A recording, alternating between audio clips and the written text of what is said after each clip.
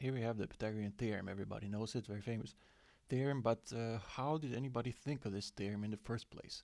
How would you come up with such a thing? Why would you have the idea to consider the squares of the lengths of the sides of a right angle triangle to compare these things numerically?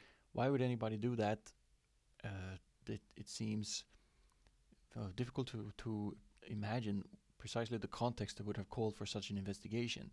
In fact, if you study uh, modern textbooks and you look at the so-called applications of the Pythagorean theorem in those textbooks, you might be misled into believing that it has something to do with measuring for example, various distances, such as you have some field in front of you, let's say like this, and let's say that you have measured here the lengths of the sides of this field here one way and the other at right angles to each other, and then you want to know the diagonal, the hypotenuse, the distance across here like this. And yeah, sure enough, this is indeed a scenario in which you would be able to find the missing length using Pythagoras' theorem. And this is also the kind of thing that you're often asked to do in school books today. However, does it make any sense that somebody would have discovered the Pythagorean theorem in this fashion for the purpose of solving these kinds of problems? I say clearly not, because look, you have this field in front of you. Why would you go about measuring one side of the field and the other side of the field and then sit down to calculate the diagonal here? Why would you if you want to know the diagonal, just measure it straight away? Why measure the sides if you want to know the just grab your measuring tape and do. There's no need for any equations and all this kind. Just measure it, So these kinds of applications of Pythagorean theorem, so-called applications, are really just fake applications that people make up for textbook purposes, and they do not make any sense as the actual historical origin of the Pythagorean theorem. Nobody would make up the Pythagorean theorem for the purposes of these kinds of problems. Doesn't make any sense. And well, you might say, what about on a greater scale? It's simple enough when we have a field like that, but what about on if you have here, I have a picture of a map, and then if I happen to know these two blue distances, I want to know the red distance. It's not so easy as just measure it then if you want to know it, because this could be a long trek of several days or whatever, and then you couldn't just measure it. So in such a scenario, if you happen to know these blue distances, you could use the Pythagorean theorem to find out how many days worth of travel is this red one going to be, so you know how much food to bring for your trip, something like that. And so then you could say, oh, that would make sense. That would be a context in which Pythagorean theorem would really be useful, and maybe that's how people came up with it. Well, I say that if you find yourself in this situation depicted here, then sure enough, you might use the Pythagorean theorem, and that would be useful indeed. However, is this a realistic scenario that you would ever end up in this situation?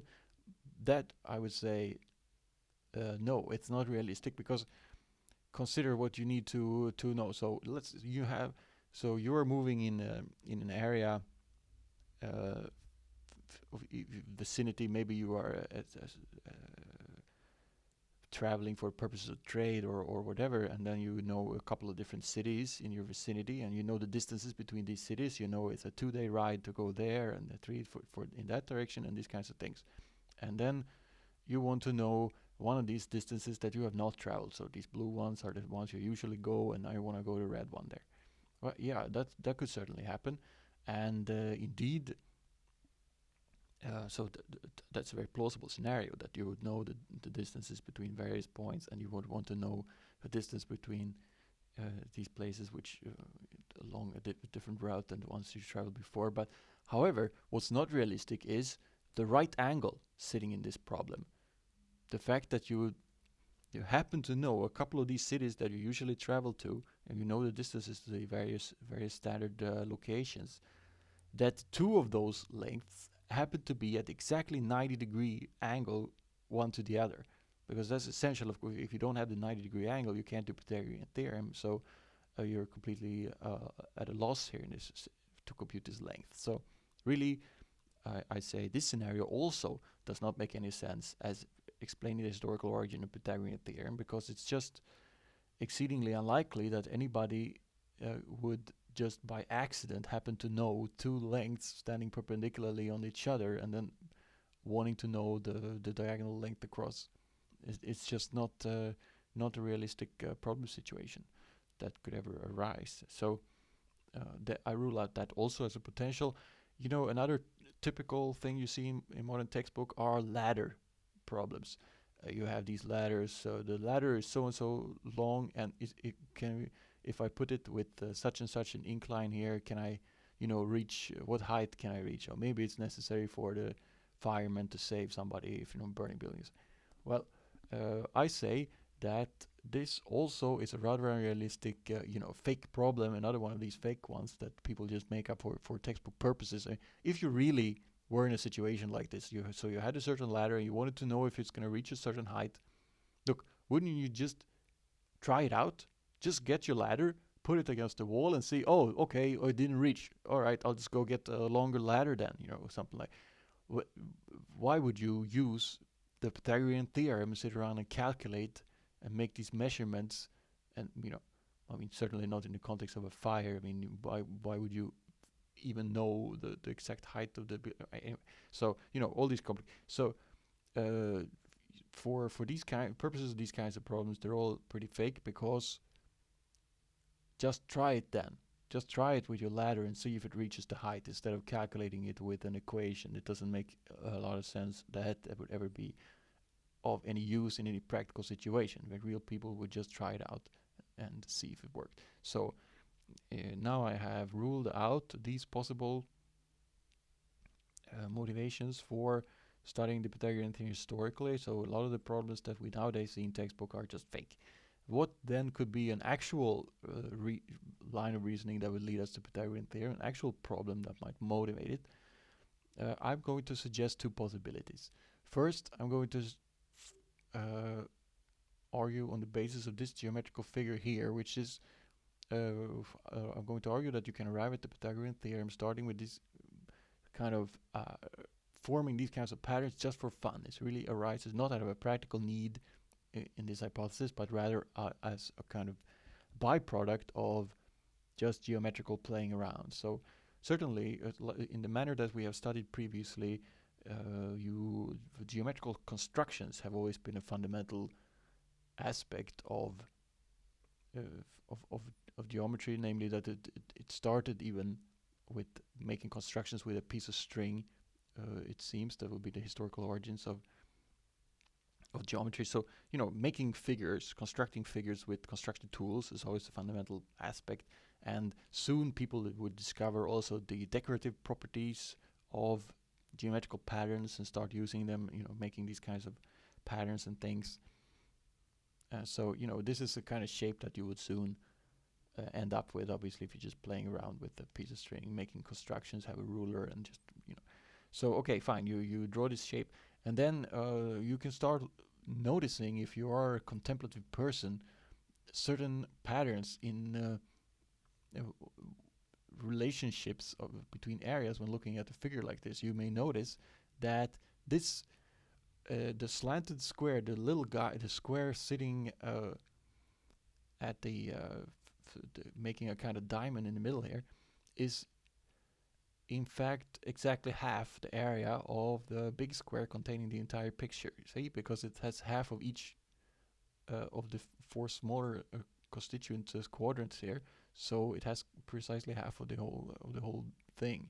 So that would this is a special case of the Pythagorean theorem, in the sense, if you think of one of these quadrants as having a side length of 1, you would end up with the hypotenuse there being the square root of 2. So you can think of this as a special case of the Pythagorean theorem, where the square of the sides are 2 of these small squares, and the square of the hypotenuse is the diamond oriented square in the middle. And then obviously you have the result that the squares on the legs of the triangle are 2 of the little guys, and the square in the hypotenuse is the diamond guy, and they're equal, because 2 of the little guys is half the whole, and the diamond guys half the whole. So okay, so that's Pythagorean theorem. So that's a special case of Pythagorean theorem, though not really the theorem itself, but nevertheless you can imagine that somebody would having seen this figure, you might say, well, okay, I drew here a square inscribed inside of a bigger square. So I have a square, and then I have this diamond-shaped square fitting perfectly inside of it like that. But maybe when we were playing around with these kinds of constructions, you might say, well, why don't I give it a try here with a variant of this construction where I don't align my square, the inside square, in such a perfect symmetrical shape, but rather I put it a little with a twist, kind of like this one, the gray one over here. So similar kind of picture, only it's tilted over a little bit. Then in this scenario, again, we have the same type of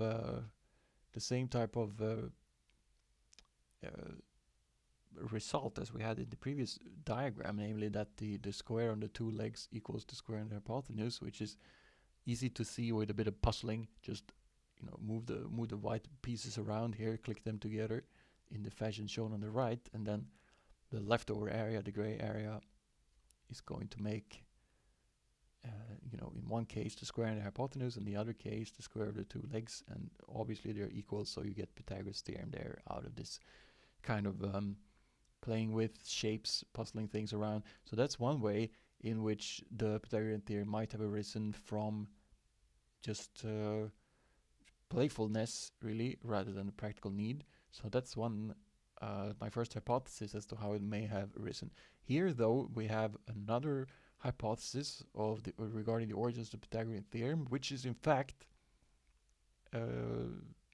very different than it's practically oriented. So this is a situation where you really do need the theorem for for a practical need. So what I have illustrated here is the arrangement that will go to lead to an eclipse, a lunar eclipse of the moon, where the moon passes through the shadow of the Earth cast by the Earth. So that is to say, right, the moon is going to go into the Earth. So this is going to be a full moon here. It's going to be lit up by the sun. However, the moon will soon pass into the Earth's shadow and become completely dark because the Earth is blocking the light from the sun. So this type of occurrence obviously was very crucial in the old days, like we have discussed the astrological train of how that was a crucial part of human thought at an early stage. So also eclipses would have been very dramatic occurrences, so that would be something that people would pay a lot of attention to, and in particular the duration of the eclipse is going to be of interest. How long is it going to be an eclipse? Is it going to last 5 minutes or 10 minutes? In fact, that has to do with what we see here in this picture. This length that I marked in red is going to determine the duration of the eclipse, because the moon's motion is rather complicated. It doesn't always go along its what I call the mean path here, that is to say straight through the middle of the Earth's shadow. So the moon is sometimes coming in a little lower and sometimes a little higher and so on, so you never really know where it's going to hit the Earth's shadow. So the duration of the eclipse is going to be determined then by the relative where it is in relation to the mean path, because the lower it is, the smaller the piece of the Earth's shadow it has to pass through, right? This cross section becomes smaller and smaller the lower you go, and therefore the duration of the eclipse is going to be shorter. So this is the kind of question that early astronomers paid a lot of attention to. Eclipses were extremely fundamental at that era. So how could I then determine the so that is a problem that would have been important to them, to determine the duration of the eclipse and how to determine these kinds of things. It's such a very fundamental, almost divine type of celestial phenomena. So suppose I wanted to determine the eclipse. Well, I know the radius of the Earth's shadow over here, so I mark it in green because I know it's known. We know this by having observed many eclipses in the past. We know the size of the Earth's shadow, so that part is green. Likewise, we know also the deviation of the moon from the mean path, because we can look at the moon before the eclipse is occurring. We know where we can locate the position of the moon relative to the mean path by looking at the stars. The stars are a fixed reference grid or coordinate system almost that we can use to relate. Oh, the moon is next to the star so and so, and that means that its position in relation to the mean path is known on such basis. So therefore, this I marked that green too, so we know that. Those two things are known, and now we want to find the red thing here, the length over there. But here I now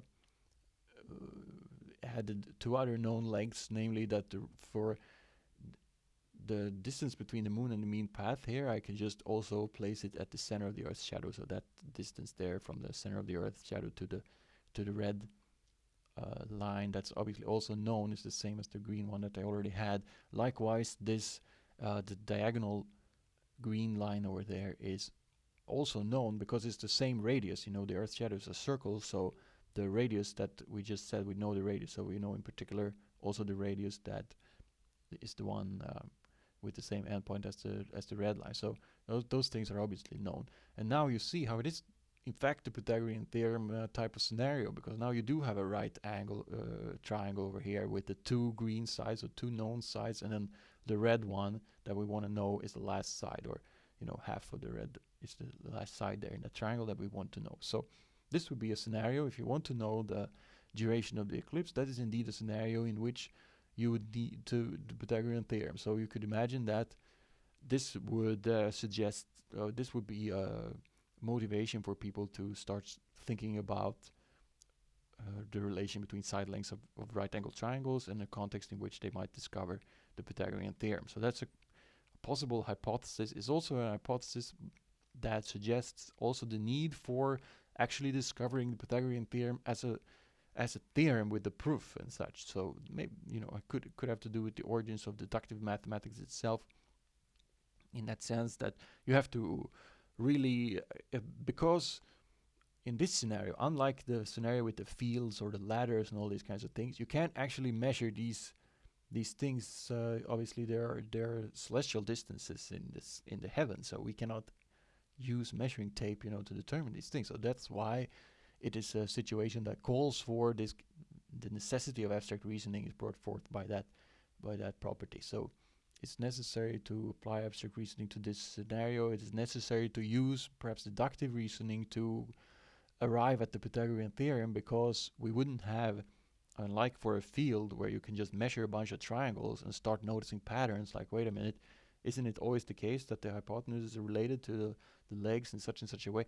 That you could do maybe, so to speak, empirically by testing a bunch of triangles and starting to notice patterns. But in this case, with the heavens, that is less likely to occur, because it's not just something you can just run around measuring just like that. You have to figure it out somehow in the abstract, as it were. So maybe that would explain then why the Pythagorean theorem, why there's a need for the Pythagorean theorem, and why it may have been discovered, including its abstract nature, as a quantitative relational kind of statement. So, well, that's my second hypothesis then about how the Pythagorean theorem may have arisen. So I'm summarizing here the two hypotheses that I have proposed. So we have one based on the just geometrical construction tradition, which we have discussed earlier how fundamental it was. So that certainly goes with a previous theme of ours.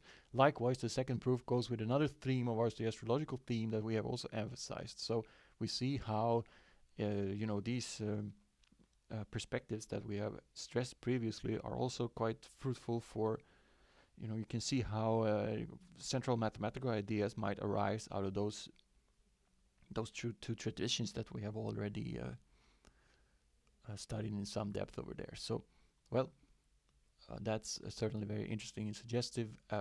So the bottom line is we don't know very much about what the right answer is supposed to be in this regard, because the historical sources are very sparse, and we don't know much about this era of historical development. The Pythagorean theorem is in any case certainly wasn't discovered by Pythagoras. That much we can know pretty much for sure. But Pythagoras, it was known quite some time before that. In any case, but what exactly was the context which was discovered, we don't know. That there are no sources for that, and so you might say that the second proof, the astrological one, the one with the eclipse, is perhaps also somewhat unrealistic on the same grounds that it's too late at the point in time when people would have been sophisticated enough to do this kind of sophisticated astronomical astrological investigations about the eclipses. That's a stage of very refined theoretical study of the heavens, and indications are that probably the Pythagorean theorem was known before astronomy reached such a level of sophistication. So that would suggest that the former hypothesis is the likelier one, the one that is closer to the riverbanks of the Nile, when you're just playing around with a piece of string, making pretty pictures, and boom, boom, boom, before you know it, you have started to play with these kinds of puzzles and discover these kinds of relations. So that would be an argument for that point of view. Nevertheless, the second hypothesis is also interesting in that it does tie into our previous study of astrology, and also in that it suggests a context in which the practical need is really there, unlike the textbook problems that I dismissed at the beginning. So such has been my history of the Pythagorean theorem. Thank you.